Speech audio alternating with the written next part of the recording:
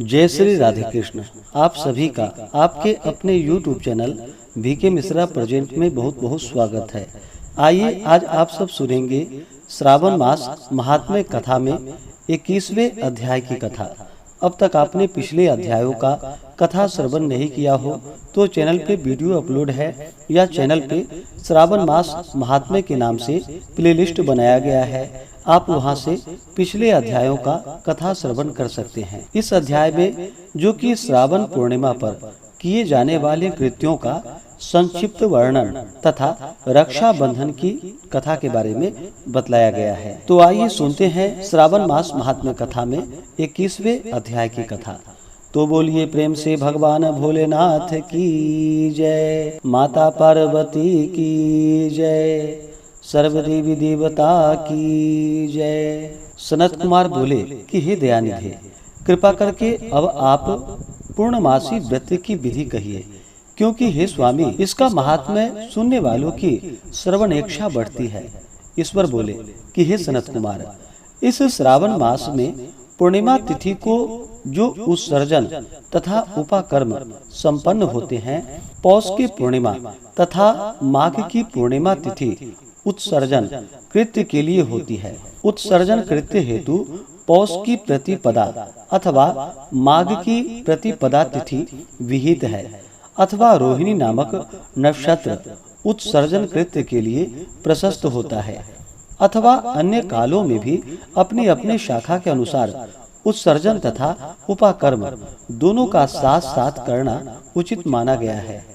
अतः श्रावण मास की पूर्णिमा को उत्सर्जन कृत्य प्रशस्त होते हैं। साथ ही ऋग्वेदियों के लिए उपाकर्म हेतु श्रवण नक्षत्र होना चाहिए। चतुर्दशी पूर्णिमा अथवा प्रतिपदा तिथि में जिस दिन श्रवण नक्षत्र हो उसी दिन ऋग्वेदियों को उपाकर्म करना चाहिए। यजुर्वेदियों का उपाकर्म पूर्णिमा में और सामवेदियों का उपाकर्म हस्त नक्षत्र में होना चाहिए। शुक्र तथा गुरु के अस्तकाल में भी सुखपूर्वक उपाकर्म करना चाहिए, किंतु इस काल में इसका प्रारंभ पहले नहीं होनी चाहिए, ऐसा शास्त्र विदों का मानना है। ग्रहण तथा संक्रांति के दूषित काल के अनंतर ही इसे करना चाहिए। हस्त नक्षत्र युक्त पंचमी तिथि में अथवा भाद्रपद पूर्णिमा तिथि में उपाकर्म करे। अपने अपने गुह्य सूत्र के अनुसार उत्सर्जन तथा उपाकर्म करे। अधिक मास आने पर इसे शुद्ध मास में करना चाहिए। ये दोनों कर्म आवश्यक है, अतः प्रत्येक वर्ष इन्हें नियम पूर्वक करना चाहिए।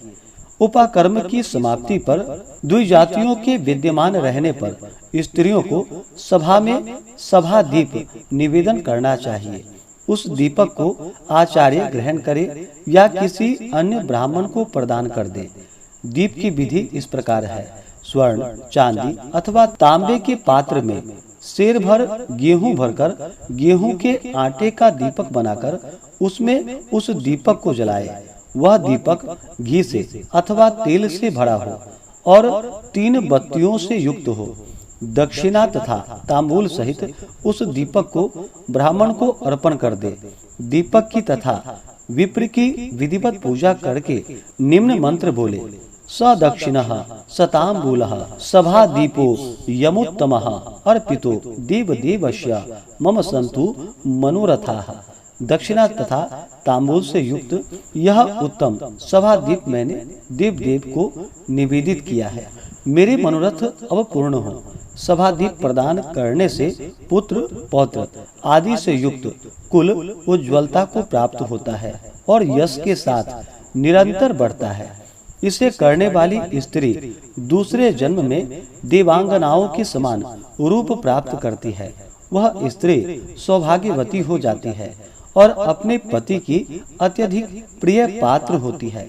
इस प्रकार 5 वर्ष तक इसे करने के पश्चात उद्यापन करना चाहिए और अपने सामर्थ्य के अनुसार भक्ति पूर्वक दक्षिणा देनी चाहिए। हे सनत कुमार, यह मैंने आपसे सभा दीप का शुभ महात्म्य कह दिया। उसी रात्रि में श्रवणा कर्म का करना बतलाया गया है। उसके बाद वहीं पर सर्प बलि की जाती है। अपना अपना गृह सूत्र देखकर ये दोनों ही कृत्य करने चाहिए। हयग्रीव का अवतार उसी तिथि में कहा गया है, अतः इस तिथि पर हयग्रीव जयंती का महोत्सव मनाना चाहिए। उनकी उपासना करने वालों के लिए यह उत्सव नित्य करना बताया गया है। श्रावण पूर्णिमा के दिन श्रवण नक्षत्र में भगवान श्री हरि हयग्रीव के रूप में प्रकट हुए और सर्वप्रथम उन्होंने सभी पापों का नाश करने वाले साम वेद का गान किया। इन्होंने सिंधु और वितस्ता नदियों के संगम स्थान में श्रवण नक्षत्र में जन्म लिया था। अतः श्रावणी के दिन यहाँ स्नान करना सभी मनोरथों को पूर्ण करने वाला होता है। उस दिन वहाँ शांग धनुष चक्र तथा गदा धारण करने वाले विष्णु की विधिवत पूजा करनी चाहिए। इसके बाद सामगान का श्रवण करे, ब्राह्मणों की हर प्रकार से पूजा करे और अपने बंधु बांधवों के साथ वहाँ क्रीड़ा करे तथा भोजन करे। स्त्रियों को चाहिए कि उत्तम पति प्राप्त करने के उद्देश्य से जल क्रीड़ा करे। उस दिन अपने अपने देश में तथा घर में इस महोत्सव को मनाना चाहिए तथा हयग्रीव की पूजा करनी चाहिए और उनके मंत्र का जप करना चाहिए। यह मंत्र इस प्रकार है: आदि में प्रणव तथा उसके बाद नमः शब्द लगा करके बाद में भगवते धर्माया जोड़कर उसके बाद आत्म विशोधन शब्द की चतुर्थी विभक्ति आत्म विशोधनाया लगानी चाहिए।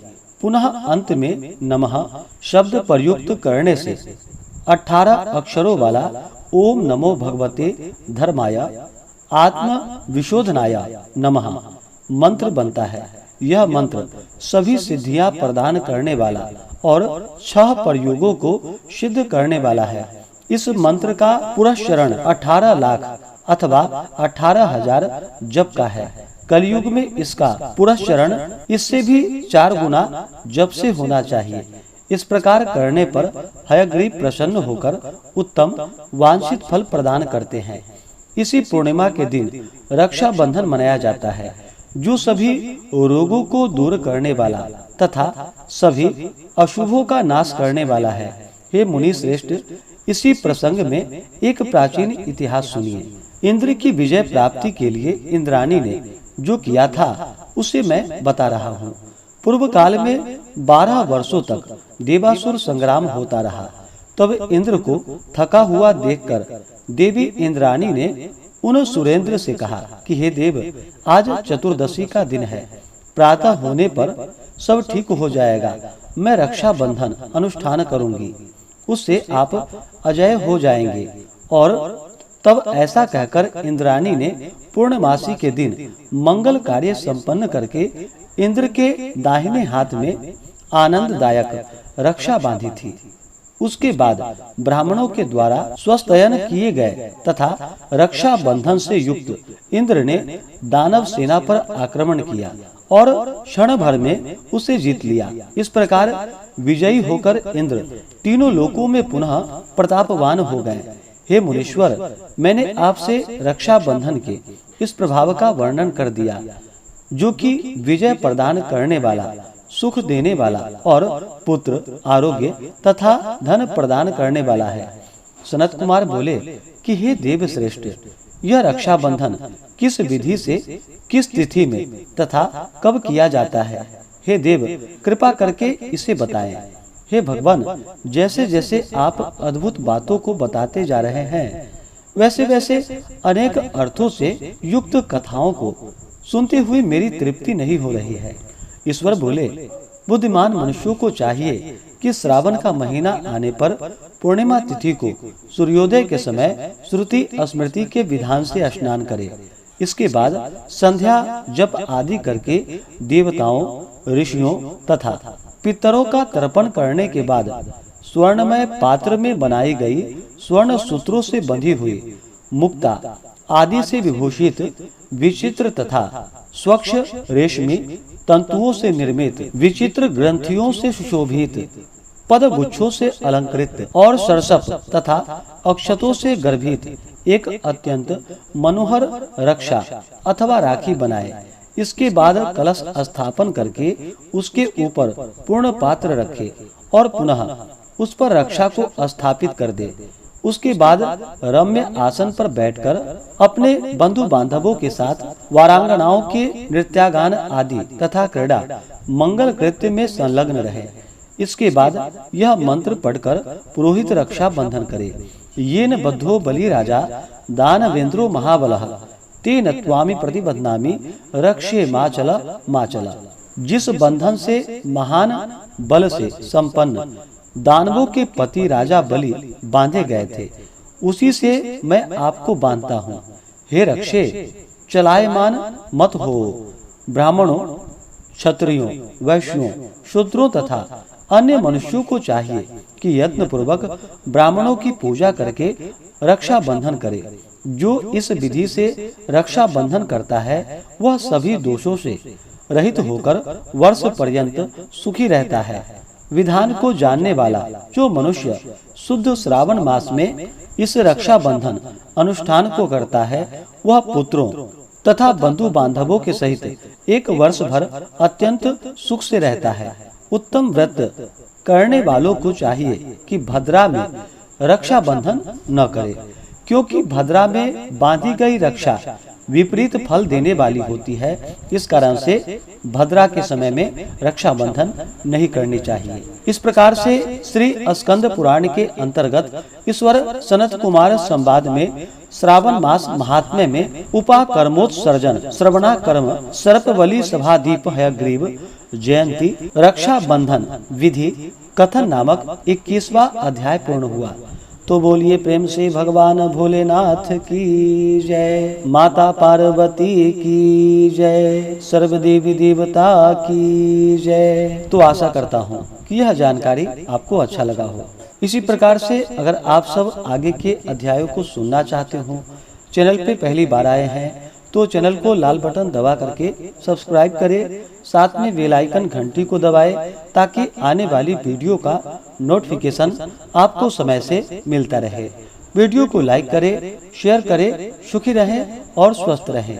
जय श्री राधे कृष्ण। धन्यवाद।